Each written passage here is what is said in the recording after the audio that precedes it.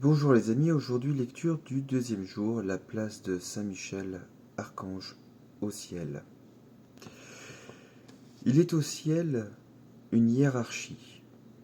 Au firmament, les étoiles diffèrent en clarté. Au ciel, les anges doivent aussi briller d'un éclat plus ou moins vif, selon qu'ils approchent plus ou moins de la divinité. Saint Denis, avec un Y, et saint Thomas disent qu'il y a 3 hiérarchies parmi les anges, et que chacune d'elles est divisée en 3 cœurs aux ordres distincts. Dans la première figurent les séraphins, qui possèdent un degré suréminent, le privilège de l'amour. Premier lieu, c'est l'amour. Les chérubins, auxquels on attribue la science en second lieu, et les trônes, qui jugent dans la paix et dans la stabilité. La seconde comprend les dominations, qui représentent le souverain domaine du Créateur. Les vertus, qui ont la force pour apanage, et les puissances, qui ont pour attribut la justice.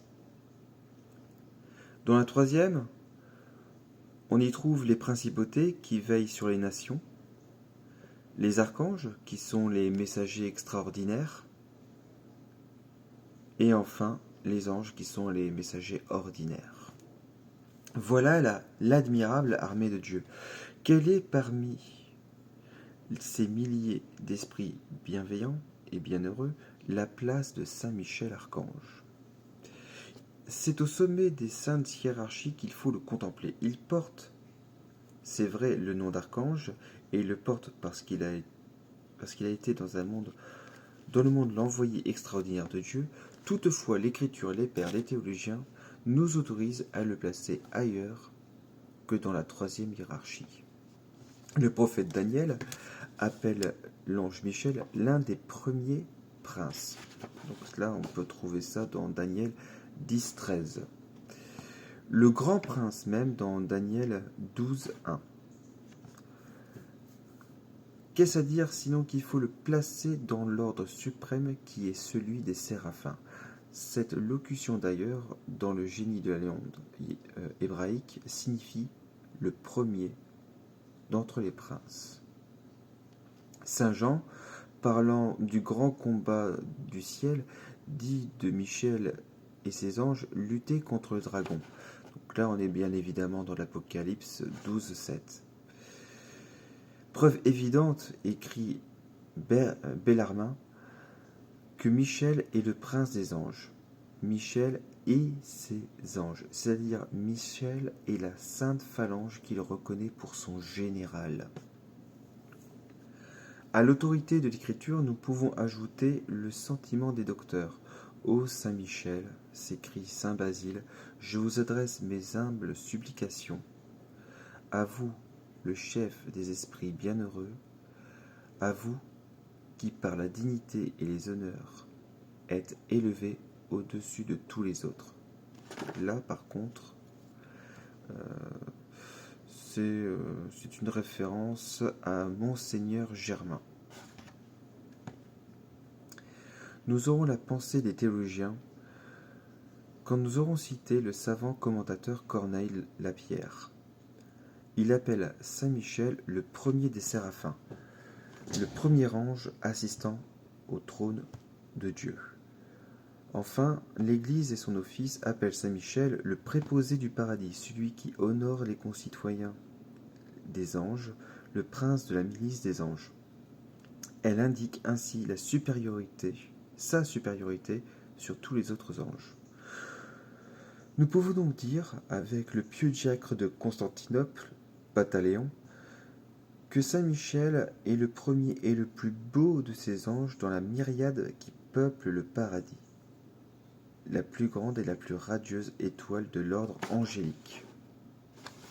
On est toujours donc sur ce livre qui est Saint Michel et le Mont Saint-Michel par Monseigneur Germain. Si vous trouvez ce livre, c'est en page 24. Voilà, en pratique, honorons Saint Michel que Dieu a si grandement glorifié. Si si lui-même a été glorifié par Dieu, nous devons nous-mêmes le glorifier. Petite histoire. Saint Michel, formant pendant le jour une nuée obscure et pendant la nuit une colonne lumineuse, a guidé et protégé les Hébreux poursuivis par le Pharaon. Il a ouvert devant eux la mer Rouge et sont arrivés au pied du mont Sinaï, au pied du Sinaï. Une voix appelle Moïse, et Moïse gravit la montagne. Une nuée épaisse en couvre aussitôt la cime.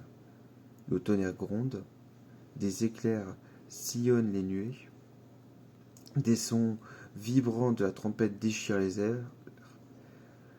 Le mont lui-même se met à frémir. Alors Dieu parle. Tout annonce Dieu. Je suis le Seigneur qui t'ai tiré de la servitude. Or, les commentateurs, en particulier Saint Jérôme, Saint Grégoire de Nice, Meriamberg, je ne connais pas celui-là, Serrarius de Vega, entre autres, disent que ce fut Saint Michel qui, au milieu de cet appareil de gloire et de majesté, donna la loi au peuple juif. Cela nous indique la place de Saint Michel dans le plan divin. Il est le mandataire de Dieu et son premier ministre. Prière.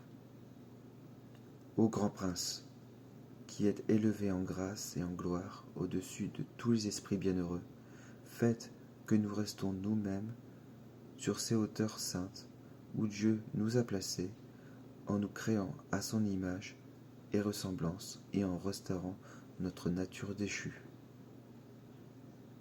Nous mériterons ainsi de vous admirer et de vous chanter dans le ciel et d'y contempler face à face l'auteur de toute perfection et de toute gloire. Ainsi soit-il. Bonne journée à vous et soyez bénis.